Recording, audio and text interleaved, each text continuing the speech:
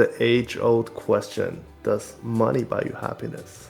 It's funny that you ask. I mean, it is a little bit of a cliche question, right? But here's the thing is that this has actually been studied. Did you know that? No. Yeah, by some serious economists like Daniel Kahneman. I think he just recently passed away, and there was some others too. And Kahneman back in 2010, I believe, published a study that said effectively, like, doing these surveys, that making more money does make you happier up until $75,000. Right. Have you heard that? I think I've heard of Yeah. that. Yeah. Okay. That, and by the way, with inflation, that comes out to about $108,000 now, which is true.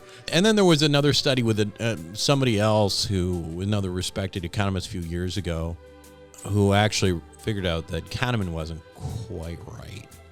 That in fact, there was a difference between happiness and also satisfaction, and that people who maybe they had a happiness level that started at $75,000, but maybe that would peak sort of at the $100,000 level, meaning like you weren't going to get a whole lot happier at $100,000.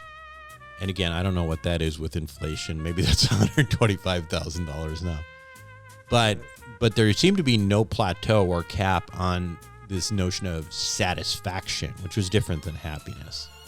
Obviously, so if you look at it from the psychologist standpoint, I mean, money does, in that sense, buy you happiness, right? I think a lot of it just is like, listen, there are different levels of it too, right? I mean, happiness is such an esoteric thing in general. I mean, Arthur Brooks has that book on happiness right now. And, there are those studies about people who win the lottery compared to those people who were paralyzed. And initially, they, as you can imagine, the people who are paralyzed are not happy. Mm-hmm. And the people who win the lottery are like on cloud 9. But if you come back to them in a year, they've returned to their baseline of happiness.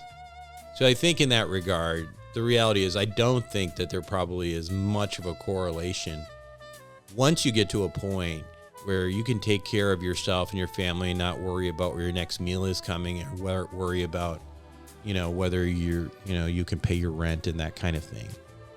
So I think that what people really, and I will say this for my own daughters too, is that I think the real thing is to try to find something that really to do something in your life that really makes you happy, that you enjoy doing, that doesn't feel like work.